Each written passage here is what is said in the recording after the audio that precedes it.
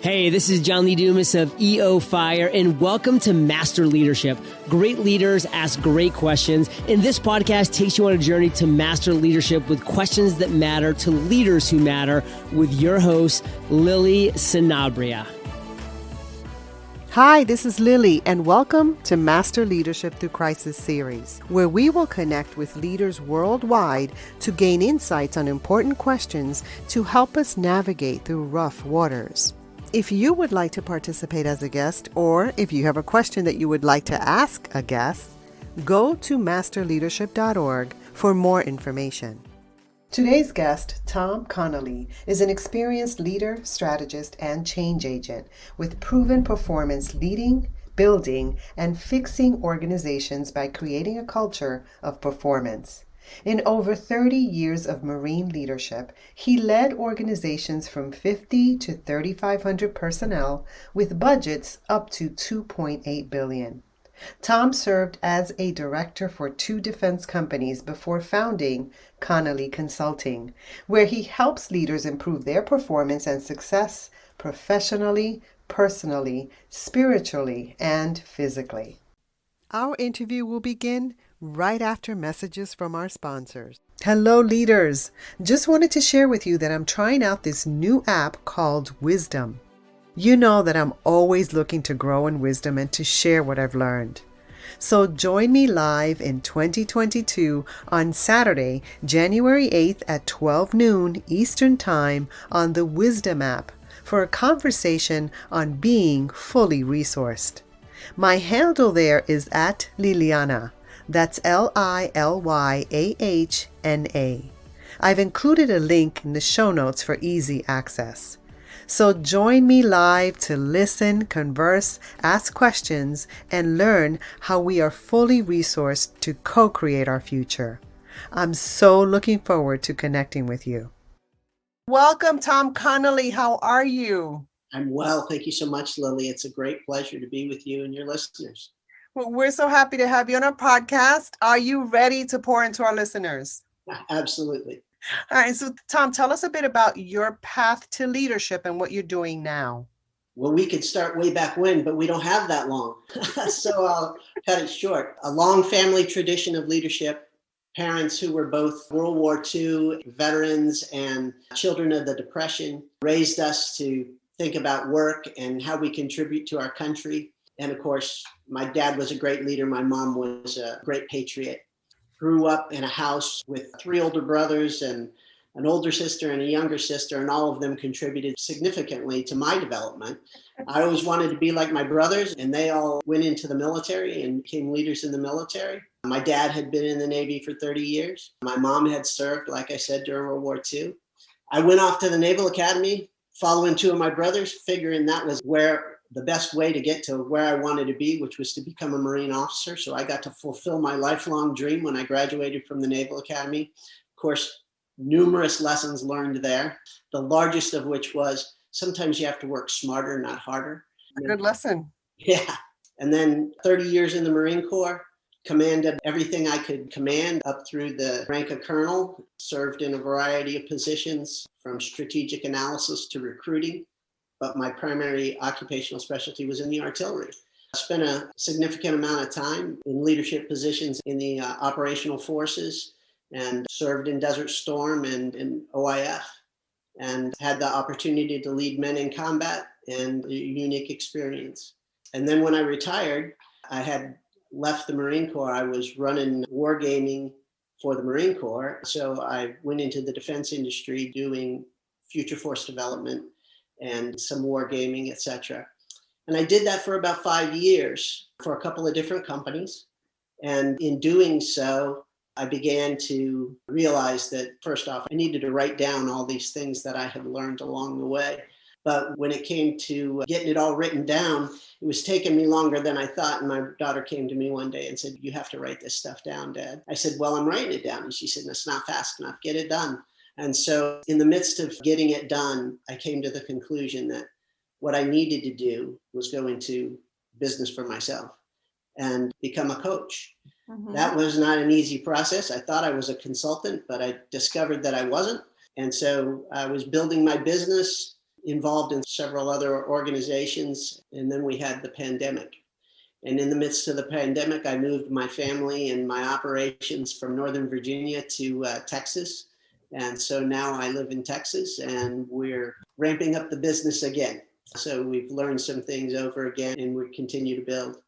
My mission and what I do now is to help leaders and organizations to improve their performance personally, professionally, spiritually, and physically. Because I think you have to work on all of those things if you want to be a success. You can't ignore any of them. And I have continued to pursue this, and it's been my mission for many years, but now it is my business. And so now I look to every day to try and help as many people become better leaders as I can possibly. So we'll see where that goes. My wife says, how long are you going to do this for? And I said, for the rest of my life. I've been doing it my whole life. Let's keep on doing this. There's no such thing as retirement.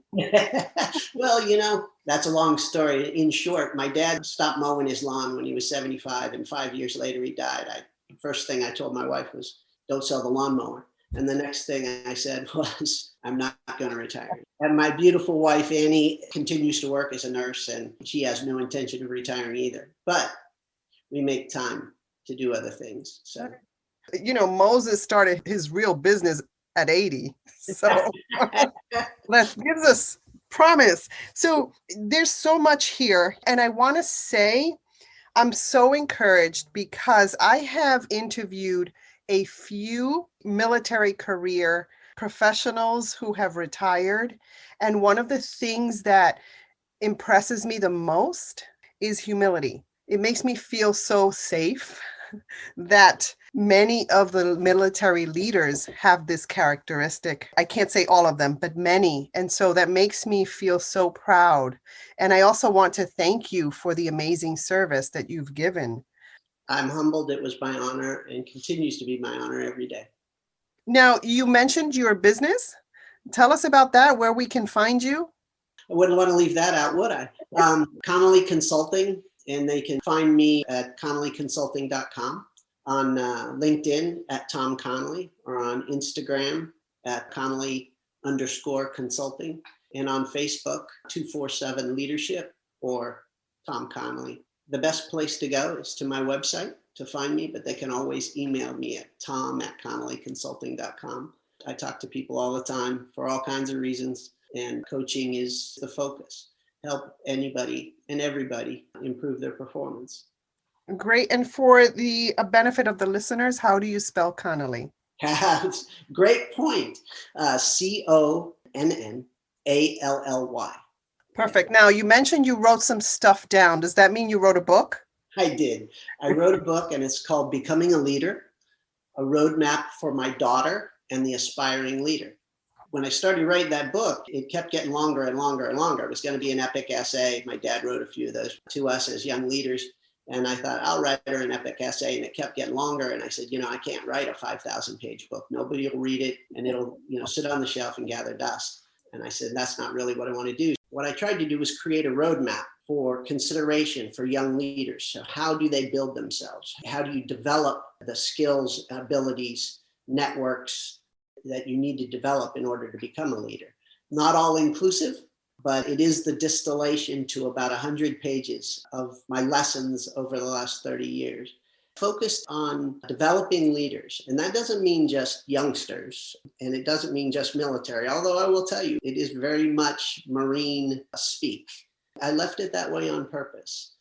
The idea is if you're changing jobs or you have challenges or you're trying to move on, we promote people, especially in industry, for competence and competence in their specialties.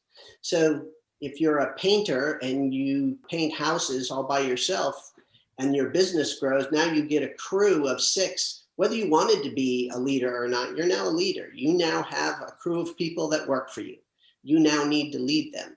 But we do this throughout industry, and we don't train people to be leaders. And we don't have the same kind of formalized mentoring and development in many places. And with as many people that are laterally moving up the chain from one business to another, from one company to another to move up, there's not that long-term mentorship. So where they could rely on an organization or the people in an organization over a long period of time in the past.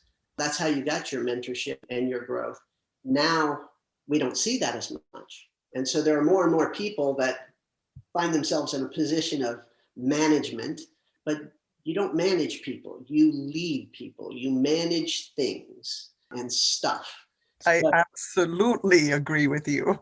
so the idea of the book was, hey, here's the start point. Let's optimize your apprenticeship, because that's really what it is. Being a leader, I talk about it as a vocation, but as an apprenticed vocation.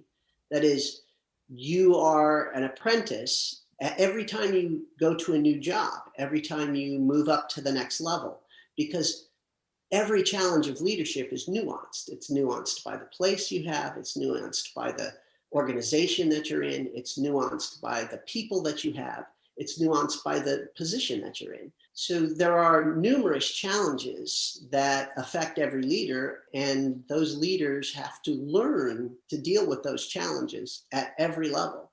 You may master one level, and then you move to another, and now you're an apprentice again. But even more than that, if you're seriously committed to being a leader, then you understand that there are other people that are masters around you. Often we as leaders are the generalists. We're the people that are coordinating things, but we have experts all around us. Right. And those experts are the masters at certain things, and we have to be their apprentice. It's a continual vocation of mastery and apprenticeship, and we have to accept when we're the master and when we're the apprentice. As you were speaking, I was thinking, well, does an apprentice ever arrive as a leader? Well, at some point in time, if you think you've arrived, then maybe you're missing that humility piece that you spoke of at the beginning, which is absolutely essential if you're going to continue to develop. You got to be able to look at yourself in the mirror and say, did I get done yesterday what I needed to get done? Did we accomplish what we needed to accomplish? Do we need to take a step back?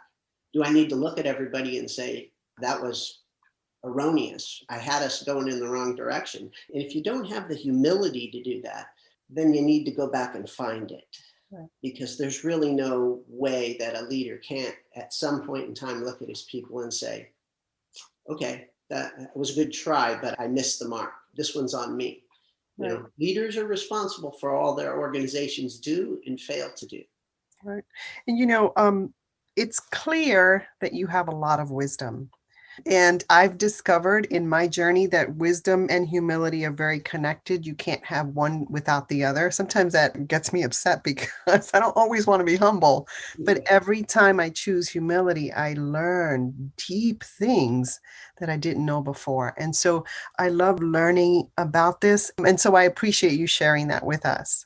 I was just going to say, that all comes from somewhere and from someone, whether it's from God above or from the leaders that have been, my coaches and mentors along the way. Yes, absolutely. Thank you. Now, Tom, we're currently hopefully in the tail end of the global COVID-19 pandemic. We don't know, right? How has this affected you? Well, short of moving everything that I have to Texas in the midst, there are challenges in trying to start a business or market a business in this environment that is largely person to person. There is no knocking on anybody's door and just saying, I'm here, will you talk to me? That's not going to happen. So it's created some challenges. It's also created opportunities. There are always opportunities with any challenge. My wife's a nurse. She just got her vaccine. And so she's concerned every day, going to the hospital and coming home. My daughter, who's a Marine captain out at Camp Lejeune, she had the virus. Fortunately, it didn't affect her too much, but she has some lingering effects. I bet that I had it last December before they could test anybody for it, but probably we'll never know for sure. The challenges to the society, to our country, to the world, people are less connected. They're more connected like this, but there's less personal connection, and personal connection is absolutely essential to life. And that impacts everybody. It impacts the way businesses are working and the way people feel about what they're doing. Personally, I've lived through more than one crisis, and I've had my life threatened in more than one way. These kind of things, they are the nature of human existence. We're going to go through these things, and we're going to live through these things. And keeping the faith is, I think, essential. It is in my life, You have faith that the good Lord's going to protect you and carry you through. And whatever the results are, the outcome will be to his glory. For me, that's every day. Get up and have faith and realize that whatever happens, there's a lesson in it somewhere. Can I learn that lesson and carry it on? It makes me more positive when I'm dealing with people. I want to make sure whatever interaction you can have with them is a good interaction. And we all have our days, but it's important to me that whoever we talk to, we leave them with, if not faith, a good feeling. And that's so much more important now than ever. So I appreciate that you're speaking about that, because I notice the hostility. And so it has to be that we're intentional and walk differently. Hey, leaders, stay tuned for the rest of the interview following this brief message. Did COVID-19 make you realize your business has a lot more risks than you thought? COVID opened our eyes to the under and uninsured risks business owners face, and many are still struggling with today. But did you know the government created a tax code to help business owners set aside tax-deferred funds to help mitigate those risks? It's called an 831B plan, and every Fortune 500 company has one. Now that it's more affordable than ever, small to mid-sized companies can participate and ensure their business weathers the storm, whatever the future holds. If you want to protect the success you've worked so hard to build, visit 831b.com to learn more. That's 831b.com. Now, as a lifelong learner, what are you learning right now? Every day, my business brings me something new to learn. And I make it a point to absorb and look for those things that will help me. I mean, on the small level, on the business level, I've learned an enormous amount about a variety of business topics, from accounting to establishing LLCs and licenses and all those things. I always study leadership, and I'm always involved. My family actually has a book club. We actually read books over time and have Zoom calls and talk about them. How cool is that? It was my brother-in-law's idea, and he's a retired Marine, a great guy, an accomplished businessman himself. So we've been going through this for the last 8 months. And right now we're reading about the Civil War. So there's always some interesting lessons that you can bring across to today, but there's also great leadership lessons in there, not just in battles, but in political developments and those kind of things. And it makes sense why your family is so strong in leadership, because you study together, you work through things together. But a question came to me. So you have this close circuit of your family members, and you're learning and you're growing, right? I wonder what would happen if you open that circle up to other people that are not like you.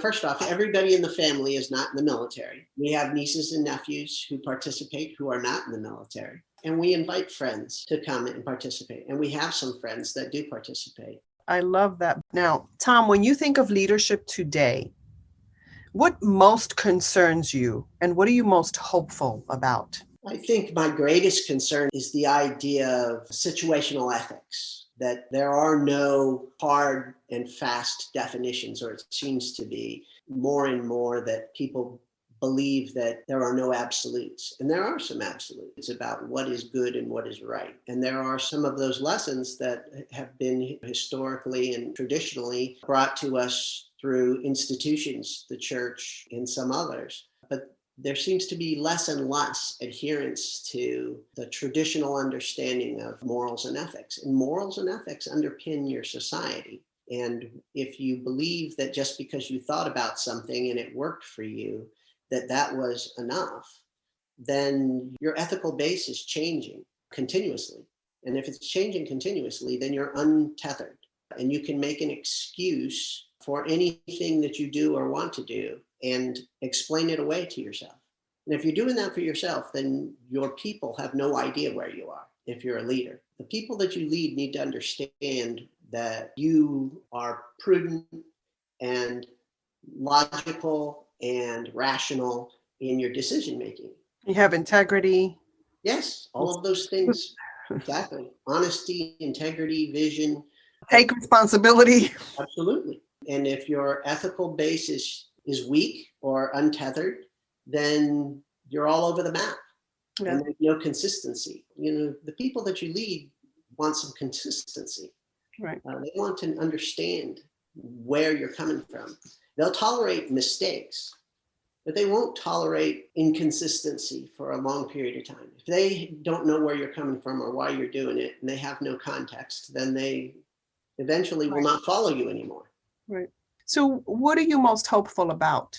My son is 19 years old, and I see he and his peers, and they are rational, thoughtful, and logical thinkers who have faith.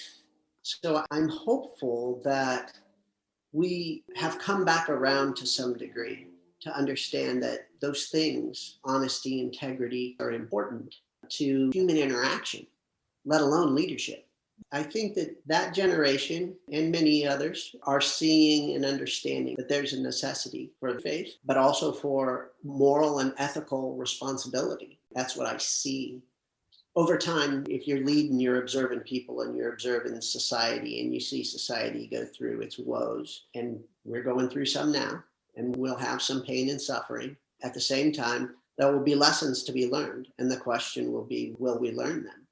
And just because a document is 200 years old doesn't mean that it's of no value. In fact, every day we find documents that are thousands of years old that we find great value in. So the fundamental principles, I'm a believer in our Constitution, and I'm a believer in the American way. This country was founded on rugged individualism and a set of moral principles.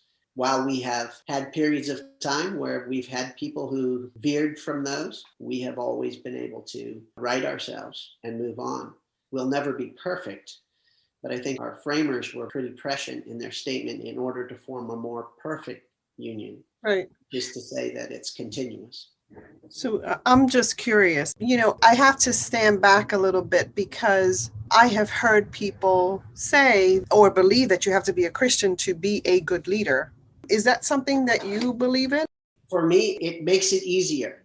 Wherever your moral values extend from, they have to include certain things: honesty, integrity. Right. I talk about something in my book. I talk about what I call the prime imperative, the leader's one thing, and that is you have to believe that every person has value. Yes. Now, that's really easy to believe if you're a Christian. Now, I don't know about every other faith, but that's very easy to believe from a Christian standpoint. And I think that fundamentally, as a leader, to not believe that every person has value takes you down a dark road very quickly.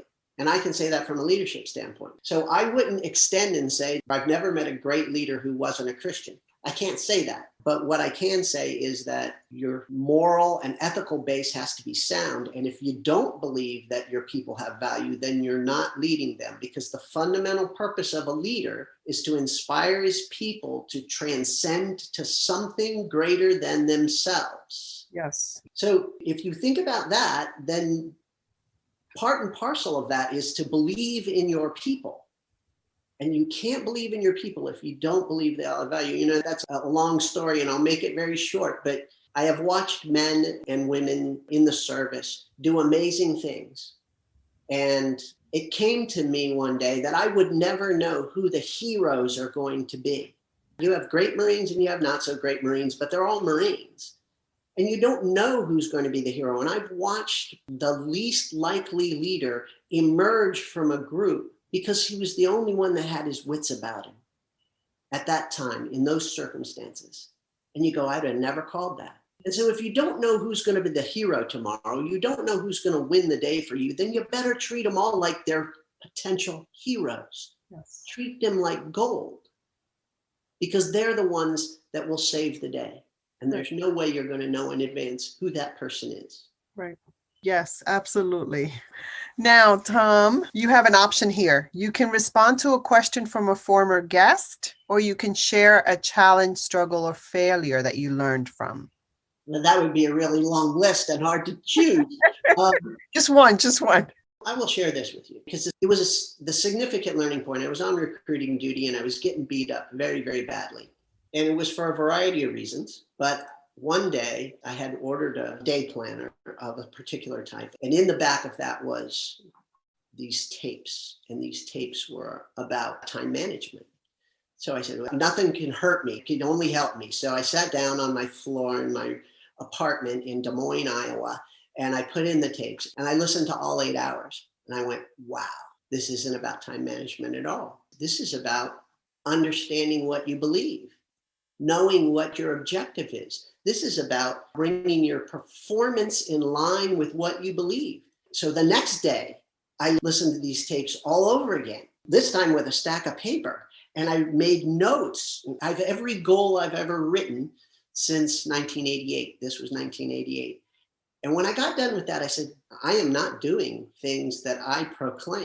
I say, I'm a Christian. I'm not going to church. I'm not praying. And I'm not reading the Bible. How can I be a Christian? There are things I can do right now. But the large lesson here is, if you don't know what you believe, how do you bring your performance in line with it? If you're not doing what you believe, you will be miserable and you'll be all over the map and you'll be unguided. Your path is to know what you believe and then bring your performance in line with your values. And then you're setting goals, and they're all with the direction of your most fundamental core beliefs. Now, I would tell you that the majority of people that I talk to can't tell me what they believe. And I want to add to that, a lot of them can't respond to the questions, who are you? What do you want? And why do you do the things you do? The who are you is what you believe. Who do you want to be? Who's the aspiring you? I talk about that some in the book. Then you say, what do I need to do to become that person? And then what other things do I value that I want to accomplish? And they need to be consistent. There needs to be congruity between what your values are and what you want to accomplish. And then you can say, why I do what I do. Mm-hmm. Right. And every day you can say, what's the next step to the next goal? And have I reached there? To me, that's walking in integrity. And to walk in integrity is so powerful. When you walk in integrity, then so much is up-leveled. Well, most people will say, integrity is doing the right thing when nobody's looking. And that's true. But I would say that integrity is living what you believe.